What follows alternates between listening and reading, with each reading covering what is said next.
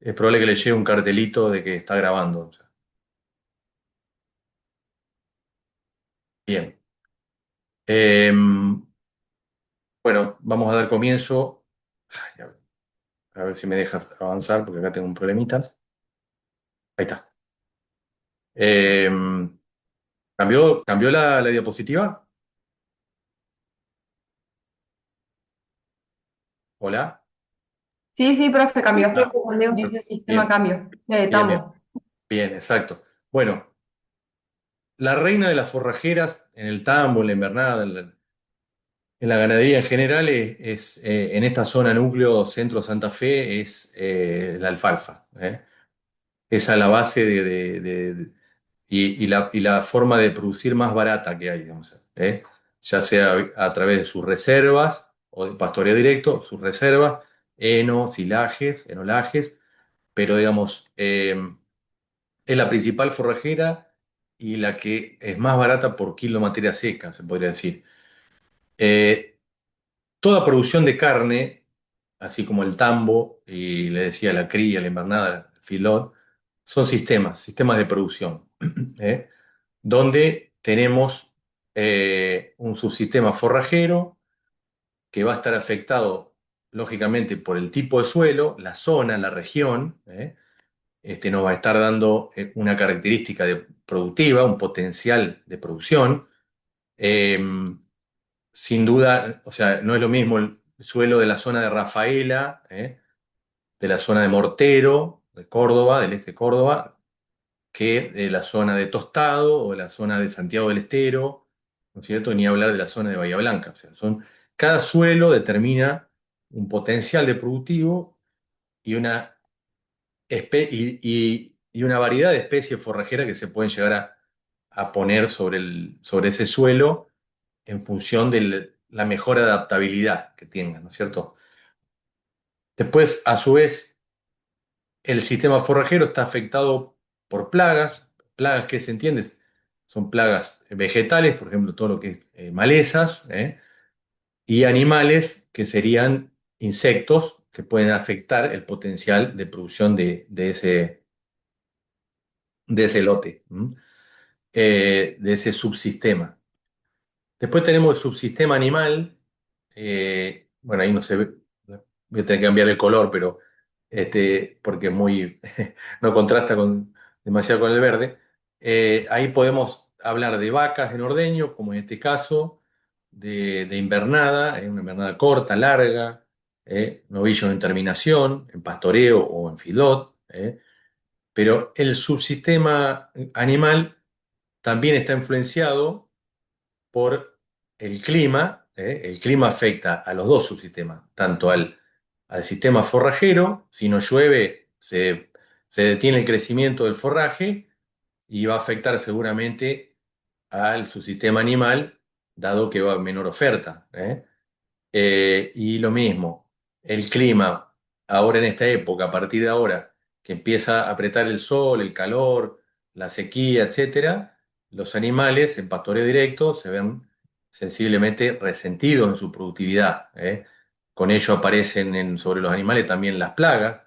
El subsistema animal está afectado por plagas de tipo insectos, la mosca de los cuernos, el úra más en el norte, o sea, hay el tábano, la mosca brava, o sea, son todos insectos que atentan en contra de la productividad de los animales. ¿M? Y entre ellos existe lo que es una interacción entre el sistema forrajero y animal, que es un ida y vuelta que a través de la cosecha, ahí se habla también de eficiencia de cosecha, un término que también deben conocer, cuán deficiente soy con los animales para recolectar la producción de forraje. ¿M? En el caso de la alfalfa, varía de acuerdo al año, pero la eficiencia de pastoreo, por ejemplo, en el verano es muy baja, no supera el 50%, y en el invierno, que los animales comen mucho más abajo, no supera el 65-70%. En los mejores sistemas intensivos donde se trabaja, en el caso del INTA Rafaela, que se trabajó todo el año con preoreo, o sea, cortar la alfalfa con la segadora o desmalezadora, hilerarla y después ir con los animales a comer detrás, apenas se logró como máximo un 70-75%. O sea que no existe la eficiencia 100%, ¿eh? Siempre queda un remanente y cuanto más se aproveche, más seguramente o mejores resultados voy a obtener en cuanto a productividad en kilos de carne o litros de leche por hectárea y por año. ¿Mm? Después, como salida del sistema, nosotros acá tenemos la visión sistémica de lo que es la producción ganadera.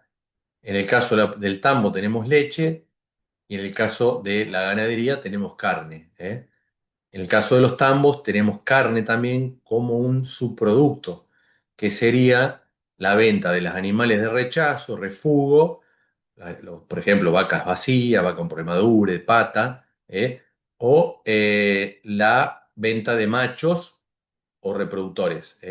O reproductores quiero decir toros, si se producen, o vaquillonas excedentarias, que pueden servir y ser una fuente de ingreso que lógicamente los precios a todos los sistemas influyen para bien o para mal. Si el precio es bueno, lógicamente me va a dar mayor rentabilidad y si el precio es malo, me pueden llegar a dar quebranto. En el caso de la carne como derivada del tambo, es un ingreso extra que ayuda, ¿no es cierto?, a diluir los costos o a disminuir los costos, depende de cómo lo pongamos dentro de la gestión. Bien, y entonces los precios me va a determinar el mayor o menor resultado de mi sistema ganadero. Bien, ahora pasamos a desarrollar un poquito lo que es potencial animal, porque la clave del éxito de toda producción va a depender de dos potenciales: potencial animal, un sistema, y potencial pastura. Eh, un potencial condiciona al otro, o sea, o sea, es la ley del mínimo. Si mi potencial animal es bajo, por más que tenga mucho potencial pastura, el resultado va a estar determinado por cualquiera de los dos que sea mínimo. ¿Mm? Entonces, ¿qué determina el potencial animal del sistema? Es la carga animal, lo que hablábamos recién, eso va a influir mucho sobre la eficiencia de pastoreo, la relación de vientres lactantes, eso se aplica para tambo o para cría perfectamente. Cuántas vacas preñadas versus vaca vacía, cuántas vacas paridas versus vaca seca. Y el potencial genético de los vientres. Eso me hace a mi potencial animal.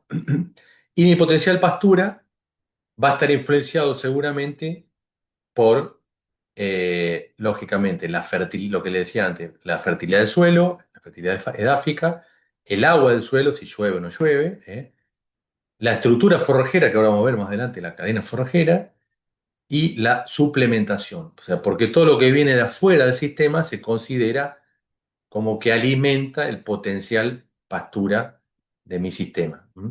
Por ejemplo, si yo tengo una carga mucho más alta que lo que el campo me puede llegar a dar, complemento a mi potencial animal con suplementación traída de afuera. ¿Mm? ¿Cuál es la dieta típica de un tambo promedio de la zona? Bueno, lo comento rápido simplemente para ustedes, para informarlos, pero pasturas consociadas o base alfalfa entre un 35-50% de la dieta, verdeos de invierno y de verano un 15, un 20%, reservas de silage y sorgo, de maíz de sorgo, entre un 30 y un 40%, o sea, heno de alfalfa, leguminosa, tréboles, trébol rojo, trébol blanco, gramíneas o consociadas, entre un 10 y un 15%, concentrados tipo proteicos, tipo algodón o speller de soja, de un 5 o un 10%, y energéticos, cereales molidos, balanceados, otro 30 a un 40%. Eh, Lógicamente, eso va a depender mucho de cómo esté el precio de la leche y el precio de los insumos para que determinar o sea, cómo varían estos porcentajes para llegar a un 100% de una dieta. Una vaca de tambo que dé 20 litros de leche por día consume 18 kilos de materia seca, y una vaca que dé 40 litros de leche encerrada en un tambo estabulado da aproximadamente, consume entre 25 y 30 kilos de materia seca. O sea, depende, lógicamente, es una vaca encerrada en una cosa y una vaca en pastoreo, que normalmente tenemos entre una vaca, el promedio de Argentina es 1,2 vacas por hectárea, pero potencialmente podríamos estar arriba de 2 vacas por hectárea para producir leche, por ejemplo. ¿Mm? Bien. Estas son las especies más utilizadas en la zona centro, la cuenca central santafesina, que abarca el este cordobés y desde Esperanza hacia el oeste de Santa Fe, los departamentos Castellano y las colonias, suman el 35% de la producción de leche, por ejemplo, del país, como principal cuenca del país. Y las principales ofertas, las especies forrajeras utilizadas son las que están acá en el cuadrito este, que son las mismas que se utilizan para la producción ganadera, ¿m? Para la producción de carne. Para enumerarlas simplemente tenemos alfalfa como la vedette, verdeos de invierno, avena, ahí podemos tener dentro, junto con avena, podemos tener centeno, cebada, que no son tan comunes, ryegrass, ¿eh?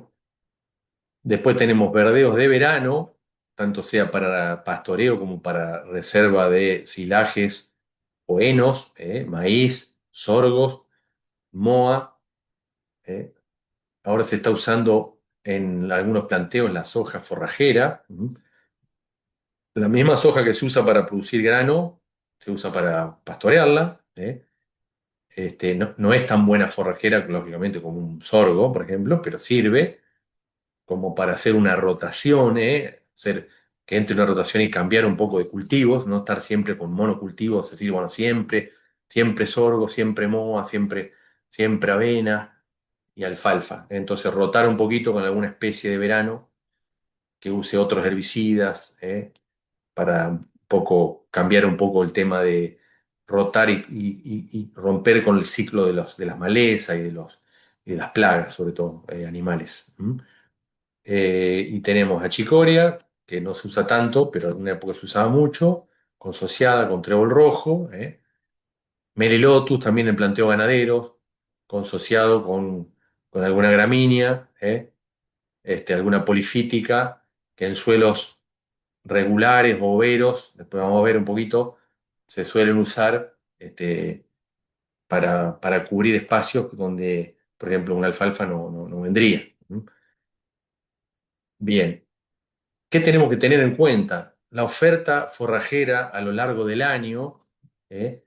Cómo nosotros tenemos, si podríamos dibujarlo, tenemos una línea que nos estaría determinando la carga promedio y la oferta forrajera, los kilos de materia seca medidos en kilos por mes o en general por superficie, eh, nos estaría dando un excedente en una época del año y un déficit en invierno sobre todo, y algo en otoño o en verano, depende si no llueve, ¿no es cierto?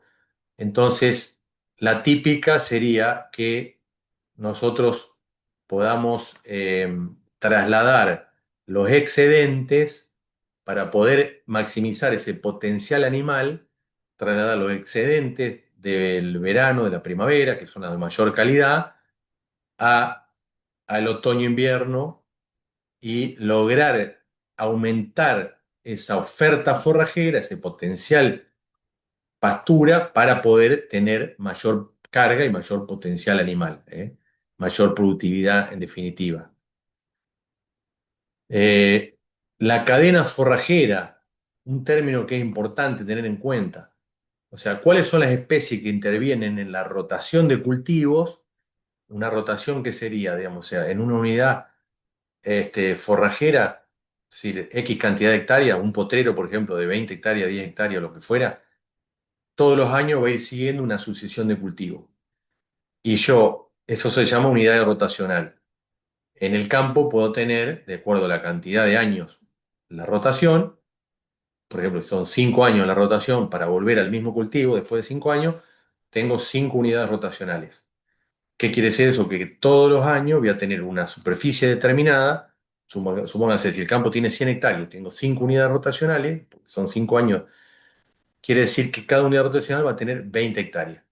Entonces yo tengo que conformar con distinta cantidad de potreros, si no me coincide en la superficie, con la suma de potreros llegar a esas 20 hectáreas y esos potreros todos los años van a seguir con la misma sesión de cultivo. Por ejemplo, alfalfa de primer año, segundo año, tercer año, después cebada, centeno y después sorgo forrajero y vuelve alfalfa, por ejemplo. Entonces, cada cultivo de ellos va a estar aportando, que es lo que se ve acá en el gráfico, mes por mes, su oferta forrajera, que en definitiva, si miramos abajo del cuadro, todo el año está cubierto con la alfalfa que produce todo el año y con los verdeos de invierno y de verano que complementan a esa producción de alfalfa para lograr la mayor producción. Y acá vemos cómo esa cadena forrajera me determina una oferta forrajera, pero también me va a estar determinando un acompañamiento con mi demanda. La demanda, en el caso de tanto de las vacas de tambo como la vaca de cría, varía, o sea, la demanda de pastoreo varía porque va en función de la cantidad de animales, como decía, ese potencial animal, la cantidad de animales paridos, la cantidad de vacas en producción, vacas secas, vacas en ordeño, la cantidad, lo mismo, de vacas con ternero al pie, en el caso de la cría. Si uno tiene estacionados los partos, va a haber también una diferencia anualmente o mensualmente. Y lo mismo que veíamos en el cuadro anterior, como la oferta, perdón,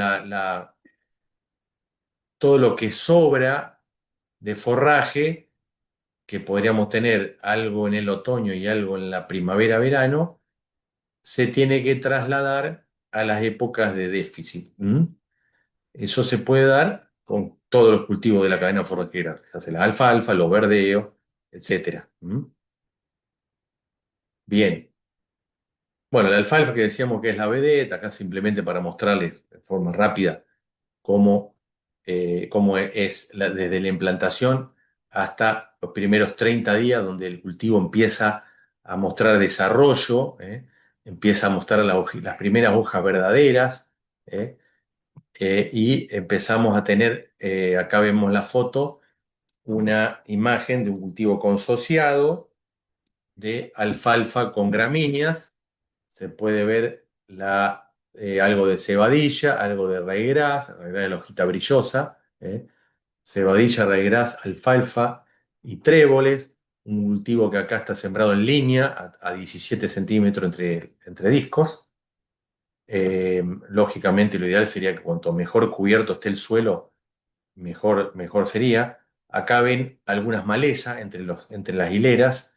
Estas malezas ya fueron tratadas con herbicidas, se ve que clorosis, se están muriendo, o necrótica algunas plantitas. Acá se ven bien marcaditas las líneas, son máquinas modernas que implantan la semilla a 1 centímetro de profundidad, y como le decía, en línea. Alfalfas, estas son consociadas. Acá podemos ver esta misma pastura en otro sector del campo, cómo se la ve mucho más implantada.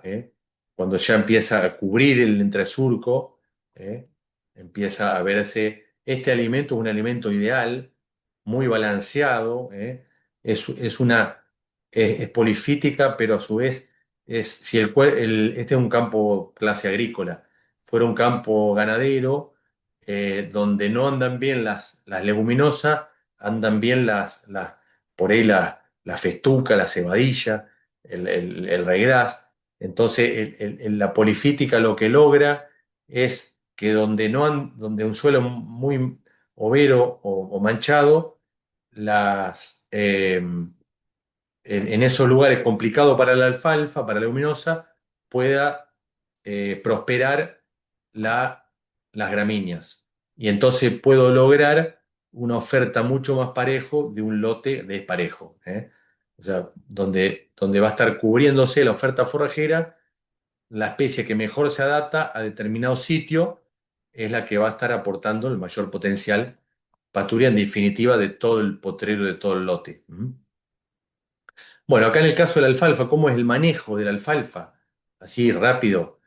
La alfalfa normalmente, una vez que es adulta, rebrota básicamente de la reserva de la raíz, no así las gramíneas que necesitan tener un remanente foliar para generar fotosíntesis y generar nuevos azúcares, carbohidratos que van a generar el crecimiento.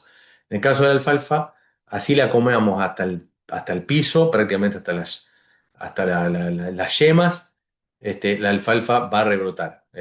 Rebrota de yemas axilares que están contra el piso, contra el suelo, y usa, acá se ve en la parte de abajo, cómo caen las reservas para rebrotar, cómo empieza a aumentar en el tiempo la materia seca, hasta volver a ser adulta, eh, y se restituye, se ve que se restituye la reserva radicular. ¿Cuándo es el momento óptimo de volver a pastorear? Cuando tenemos botón floral o floración, 5% floración, el punto óptimo de calidad-cantidad, o en el invierno que no florece, cuando empezamos a tener los rebrotes basales de no de más de 5 centímetros de altura para no volver a comerlos o no desmalezarlos después si pasamos la máquina. ¿Mm? Este sería una alfalfa pre-botón floral, una alfalfa óptima para ser consumida por animales de alto requerimiento, vacas en ordeño, novillos en terminación, o sea, no se ve ninguna flor. Por ejemplo, acá ya empezamos a tener 10-15% de floración. La flor de la alfalfa, una flor puede ser blanca, violeta clarito o violeta oscuro, distintos colores. eh. Podemos tener, en la medida que envejece la alfalfa, va aumentando va cayendo la digestibilidad de la pastura, del lote, y a su vez, acá podemos ver también cómo depende el estrato de la alfalfa y la oportunidad, en qué momento yo entro a pastorearlo, cambia y varía la digestibilidad de la planta. O sea, lógicamente, contra el suelo hay más tallo, más relación tallo, o sea, la relación tallo-hoja es inferior, hay más cantidad de tallos, por lo tanto, la parte inferior de una alfalfa es menos digestible, por lo tanto, eso hay que tener en cuenta, porque si yo, por ejemplo, uso lote de pastoreo, eh, por el lote de mayor requerimiento, las vacas recién paridas, por ejemplo, despuntan la alfalfa y el lote cola, que se llama de las vacas preñadas ya, que tienen menos requerimiento, pasa por detrás de la vaca punta y termina de comer la parte de abajo, la parte, el remanente que dejaron el lote cola, el lote de cabeza, que tiene menos digestibilidad, pero parece lote 2 o lote cola, sobra la calidad. Entonces es importante tener en cuenta la digestibilidad por estratos a la hora de decidir el tipo de pastoreo o el manejo que vamos a hacer, ¿no es cierto?, de esa alfalfa. Bueno, ¿cuáles son las partes de la planta que más nos interesan? Las partes estructurales de la planta. Ustedes saben que los tallos están constituidos por pared celular, pared primaria y secundaria.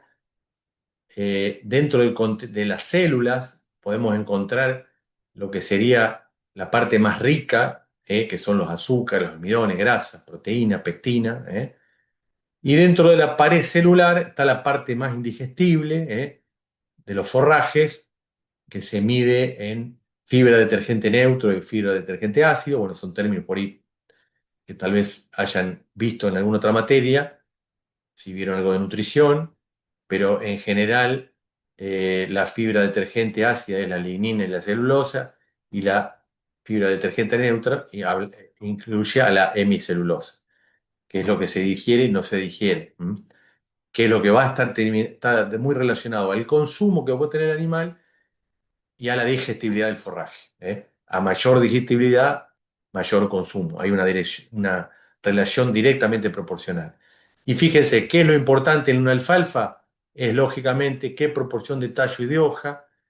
El círculo rojo, la hoja, lo más nutritivo de la alfalfa y de un verdeo, la hoja, lógicamente. Y en el caso de los maíces, ya sea para grano, lógicamente el almidón del cereal es lo más nutritivo, y en el caso de el silaje, que se hace, que se pica la planta entera, lógicamente cuanto más grano tenga, por eso a veces hay un error en decir, bueno, tengo un maíz ahí sembrado que no va a rendir nada de grano, entonces lo pico. O sea, muchas veces es un error, porque o sea, el material que vamos a usar para picar es regular, por lo tanto, el silo va a ser regular. Si yo al maíz lo siembro como si fuera un agricultor para dar la mayor cantidad de grano, como ganadero voy a tener, con ese criterio, el mejor silo posible, con la mayor energía posible y en definitiva, a mayor energía, mayor ganancia de peso y mayor renta. ¿Mm? En definitiva, mi negocio está muy atado a la, y a la calidad de los forrajes que utilizo para alimentar mi ganado. ¿Mm? Fíjense cómo acá podemos ver cómo en la medida que envejece la alfalfa, pero podría ser cualquier forraje, aumenta el porcentaje de fibra y de lignina porque aumenta la proporción de tallo en relación a la hoja, que es lo nutritivo, y por consiguiente baja el porcentaje de proteína, baja el porcentaje de hojas y minerales. ¿Mm? Visto de otra manera, aumenta la materia seca, o sea, en la medida que florece la alfalfa, por ejemplo, estaría teniendo mayor cantidad de materia seca, pero proporcionalmente menor o indirectamente menor cantidad de digestibilidad. O sea, baja la digestibilidad con el envejecimiento del forraje y por consiguiente baja el consumo en relación al porcentaje de peso vivo, y como le dije antes, a menor consumo, mejor dicho, a menor digestibilidad, menor consumo, y a menor consumo, menor producción. ¿Mm? Fíjense cómo también podemos ver cómo varía la proteína en función del estadio, el estadio de pastoreo. O sea, en la medida que envejece la alfalfa, si yo pastoreo cada 45 días, cómo baja de 30 a 23 en la primavera-verano, en el otoño de 24 a 16, en la medida que... Y lo mismo si yo evalúo cortes, digamos, en la frecuencia de pastoreo, de corte, cómo varía en función en la primavera en relación al otoño-invierno, la mayor productividad la estaría teniendo en cortes de cada 35 días en primavera-verano y cada 60 días en invierno. Eso es el tiempo que habría que esperar a los cultivos para no afectarlos productivamente, o sea, para que no, digamos, perjudicarlos. O sea, si no llegaron a lograr la reserva de la raíz, una alfalfa, si la sobrepastoreo y aumento la frecuencia de corte, voy a estar generando plantas más débiles, más susceptibles a la competencia y seguramente plantas que se van a terminar perdiendo o están de planta que se va a ir perdiendo más rápidamente. Fíjense, una alfalfa 100% floración, acá tenemos máxima cantidad, pero mínima calidad. Ahora, ¿esto yo lo puedo utilizar? Y para pastoreo no, porque van a desperdiciar un montón. ¿Puedo hacer rollo? Entonces, sí, hago heno, pero heno que voy a clasificar y cuando lo estive, cuando lo guarde, lo voy a poner aparte y voy a saber que esto es para categorías menos productivas. Una vaca seca, una vaca de cría, un novillo, digamos, que no esté en terminación, etcétera. ¿Mm? Fíjense cómo el pastoreo, hay distintos tipos de pastoreo, pastoreo continuo o pastoreo rotativo. El rotativo sería el uso de boyero, y de franjas diarias, y cambiar todos los días, y cómo la medida que en dos sistemas distintos, en Marco Juárez y en Anguil, en La Pampa, cómo el pastoreo continuo prácticamente terminó haciendo que se pierdan las plantas en lugar de un pastoreo racional y rotativo, donde se respeta el ciclo del cultivo, puede lograrme mayor cantidad de stand de planta después de 3 años. Bueno, vamos a pasar ahora, después de haber visto un poquito de... Ahí tienen, bueno, este cuadro le va a servir porque ahí está la densidad de siembra y más o menos la productividad en toneladas por hectárea que puede llegar a dar cada cultivo. En el caso de la avena, es un cultivo verdeo invierno, se siembra en el otoño, es considerado anual, pero no dura más de 6 7 meses. ¿eh? Se habla de kilos por hectárea, entre 60 y 100 kilos por hectárea, y la productividad es baja, va entre 3 4 toneladas a 6 toneladas, depende del nivel de fertilidad del suelo o de refertilización que se haga. En general, este es, por ejemplo, un caso de vacas en ordeño pastoreando una avena en siembra directa. En una pastura degradada, se intersembró, ¿eh? Y ahí se hace el primer pastoreo. Lógicamente, acá ven una avena que ya fue pastoreada. ¿Cuál es la altura óptima de pastoreo? Eso es muy importante. Tengan en cuenta que, por ejemplo, la ley del puño que se llama, ustedes ponen un puño sobre el suelo, que son 7 centímetros más o menos la mano, y esa es la altura que hay que dejar un remanente, que acá ustedes ven que en algunos sectores hay un remanente bastante alto, pero en otros se ve que el animal sobrepastoreó, o sea, comió casi contra el piso, y eso no es deseable, ¿eh? Porque si bien saco más materia seca en un pastoreo, pero después me demora el doble en volver a tener el próximo pastoreo. O sea, eso hay que tenerlo muy en cuenta. Fíjense otra cosa también, donde hay bostas, cómo se aumenta el desperdicio, porque el animal naturalmente, donde otro animal defecó, no come, por una cuestión de protección natural, o sea, de conservación de especie. Si hay un animal enfermo que bosteó y él come ahí ese forraje, probablemente se termine enfermando. Por eso que hay un desperdicio mayor, y por eso si se hacen pastoreos, cuando se hacen más intensivos, menos porcentaje de pérdida al respecto hay. Fíjese, acá si esta línea de punto estaría marcando la línea de puño, los 7 centímetros, donde tenemos los puntos de crecimiento, no tenemos que llegar a los puntos de crecimiento, tenemos que dejar el remanente de hoja en los verdeos para que rebrote más rápido. En el caso de las leguminosas, los puntos de crecimiento están contra el suelo y a diferencia de entre los tréboles y la alfalfa, en el caso del trébol hay que dejar un poquito también más de remanente, no así en la alfalfa que se puede pelar prácticamente hasta abajo, que no, o sea, sin comer los rebrotes, ¿no es cierto? Si no hay rebrotes se puede comer prácticamente hasta abajo, que no va a afectar el rendimiento futuro de la alfalfa. Bueno, el caso del maíz, el maíz tiene dos usos, tres usos, mejor dicho. Para producción de grano, para pastoreo directo, que tiene la contra que no rebrota, pero podría ser un pastoreo de alta calidad en un momento digamos, de la primavera, que yo podría estar liberando superficie de alfalfa para sereno, de calidad, en la mejor época, en pos de pastorear un maíz. Si lo siembro para forraje, se siembra en la primavera o salida del invierno, se habla de kilos por hectárea. Si lo siembro para silaje o para semilla, se habla de plantas por hectárea y normalmente uno cuando compra una bolsa de semilla de maíz ya vienen directamente de 80.000 semillas o 60.000 semillas como para sembrar una hectárea o un poquito más de una hectárea.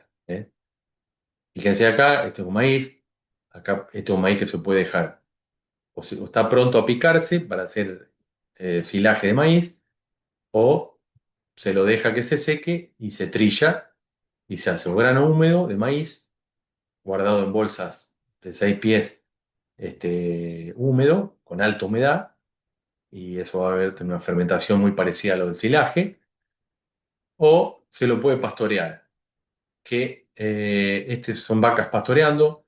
Tiene la contra que en esa época, esta foto es vieja, en esta época se sembraban maíces, variedades, maíces que no eran resistentes al glifosato. Entonces se malezaba mucho el lote y después era muy difícil hacer otro cultivo atrás. Por más que el lote lo libero en noviembre, es muy difícil después hacer un cultivo atrás.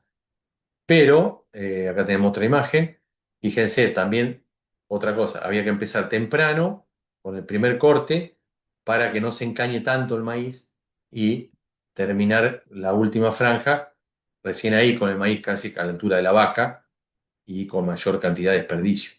Acá lo lógico, como esto no rebrota, es pasar una desmalezadora, pulverizarlo con algún herbicida total para después hacer un barbecho para un próximo cultivo.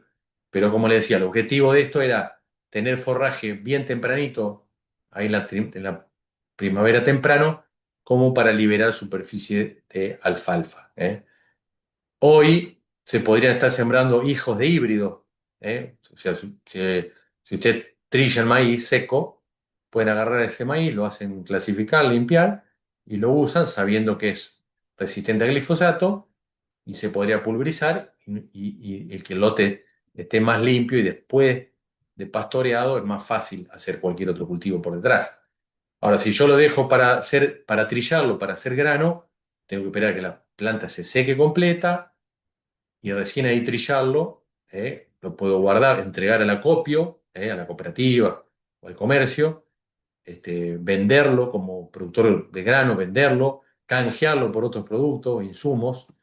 Y bueno, una vez que pasó la trilladora queda algo así, que habrá que trabajarlo, disquearlo, si es convencional, o pulverizarlo si hay maleza para hacerlo en directa y seguir con los sucesivos cultivos. El sorgo forrajero.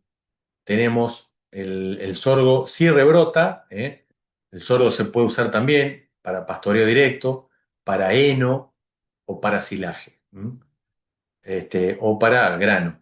Tiene muchos usos. Si es para forraje, se habla de kilos por hectárea, 15 a 20 kilos por hectárea de semilla. Si es para silo, grano o se habla de plantas por hectárea, igual que maíz, de 120.000 a 140.000 plantas. También se siembra un poquito más tarde en la primavera y la producción va entre 8 y 16 toneladas o más también puede ser. Acá hay materiales nuevos, genética nueva que son mejorados, son resistentes a herbicidas, hoy hay mucho mejoramiento genético, son resistentes a pulgones, hay sorgos con alteración de la pared celular, se llaman nervadura marrón, que tienen bajo contenido de lignina, o sea, mayor digestibilidad. ¿eh? Acá podemos ver, bueno, este sería un cultivo como para trillarlo grano húmedo o prácticamente un poquito antes picarlo, todavía la planta verde. Este es un sorgo forrajero, en general el forrajero no semilla, es un sorgo mucho más alto, ¿eh? Se puede hacer 3, 4, 5 pastoreos. Normalmente se desmaleza para estimular el malcollamiento y que rebrote más tallos más finos, más tiernos. Este es un sorgo granífero con destino a silo, sembrado en línea a 35 o a 50. Normalmente el forrajero se siembra en línea 17, con 20 kilos a 17, con alta densidad. Acá tenemos un material silero, que normalmente son materiales que tienen menos tanino. El tanino es una característica del sorgo que en materiales en el norte se usa mucho para prevenir el ataque de los loros, porque el tanino es amargo y entonces lo hace menos apetecible para los loros, que es un problema realmente en los cultivos en el norte, lo mismo que la paloma. Y bueno, en este caso, estos sorgos ya están en condiciones de ser picados, picado fino, y son muy buen material tanto para la producción de leche como de carne. Bueno, el caso de la moa es una especie muy utilizada como muy buen antecesor de la alfalfa, porque deja el terreno limpio. Son rollos que se usan para producción de carne, para los prepartos, en las vacas lecheras, por ejemplo. Se siembra también en primavera, se siembra en general con un cultivo anual, corto, de 60 a 90 días ya está liberado el lote, de 30 a 50 kilos por hectárea, y la producción no es muy alta, también va de 3 a 6 toneladas por hectárea. Podemos llegar a hacer entre 6 y 10 rollos por hectárea, y en poquito tiempo un muy buen productor de verano. Acá tenemos, por ejemplo, se siembra también con máquinas a 17 en todas las líneas, con uso de fertilizantes, se puede refertilizar antes de cortar, ¿eh? Se puede pastorear también, pero muy poco rebrote tiene, no es muy común usarlo para rebrote. El momento óptimo de corte sería 10% de panojamiento, ¿m? Ahí donde tenemos la mayor cantidad y calidad.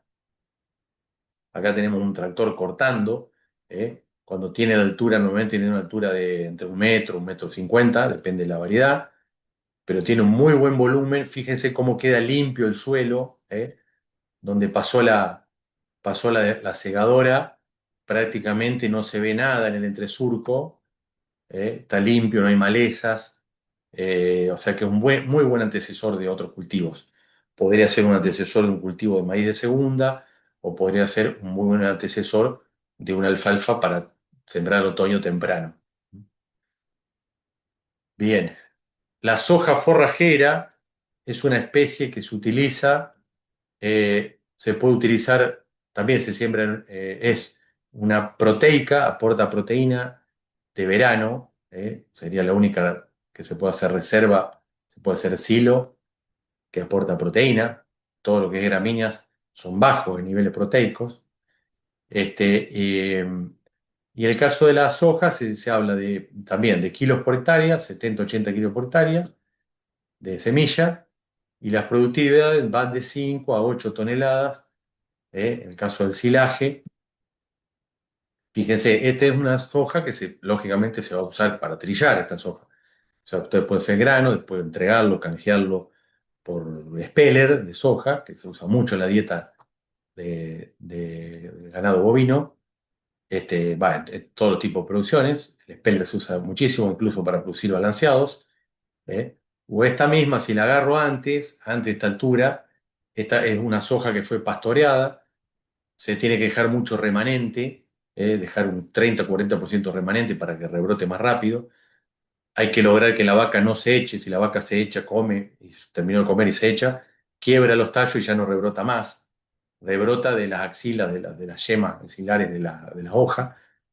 Pero es una muy buena opción de forrajera de verano, donde se aporta proteína, y lo mismo para el silaje de la soja, anda muy bien. Acá, por ejemplo, se siembran grupos largos, grupos 8, a que llegan a 1,50 m de altura, sembrada 35. O sea, fíjense que se ve el carro forrajero de la picadora, la altura de la soja prácticamente tiene la altura de la rueda trasera que es de un tractor. O sea que realmente ahí en esta soja no se puede ni caminar adentro. O sea, el volumen de forraje, y realmente muy buen material para picado.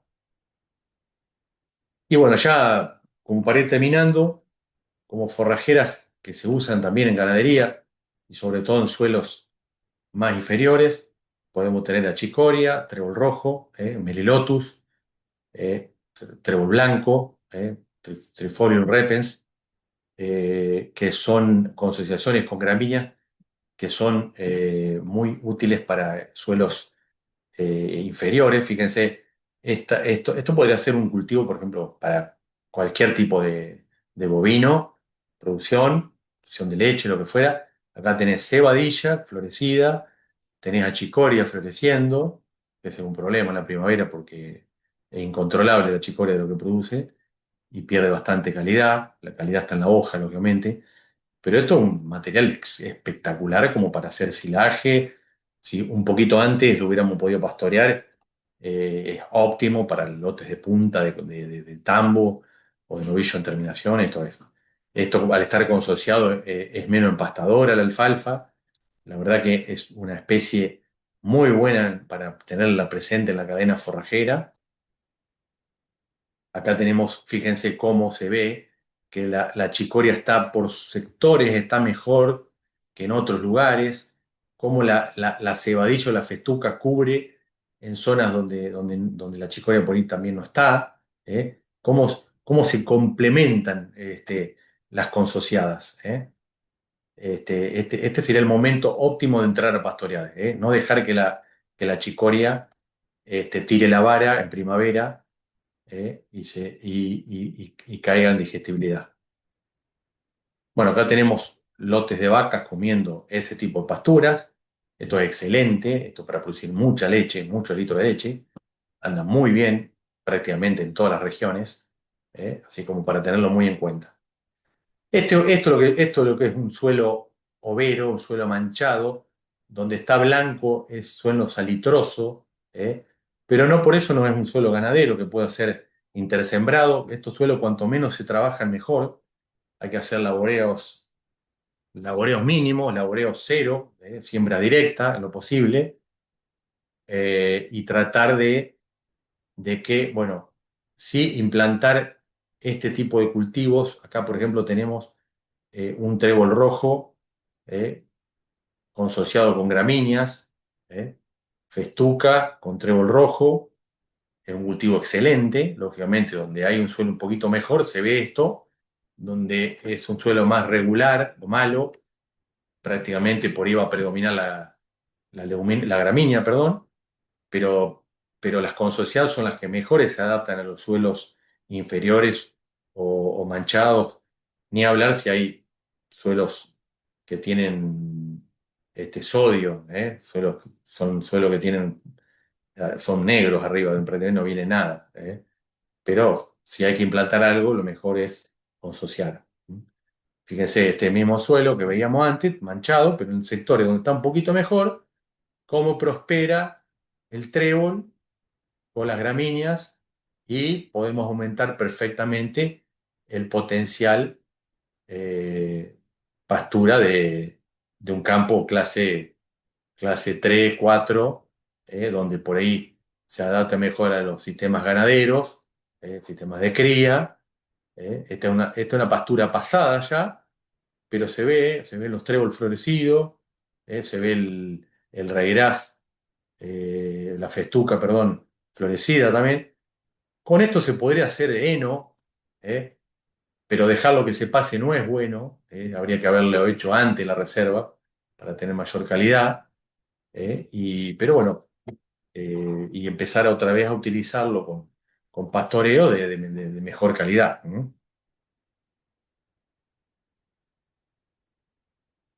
Bien, y para finalizar, le decía, el trébol blanco, el mijo son otras especies que se pueden usar incluso en campos naturales: la cebadilla criolla, regueraz anual, sorgo de Alepo, gramón, barabal, pasto miel, agropiro criollo, pasto puna, paja voladora, frechilla, pelo de chancho, espartillo, gramarrode, y leguminosas como el trébol de carretilla, el trébol de olor amarillo.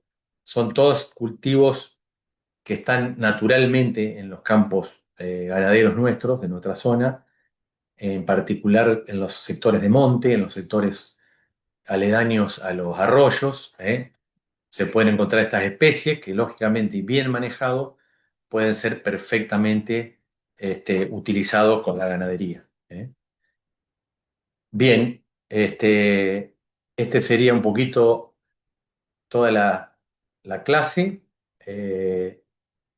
y a ver, voy a dejar de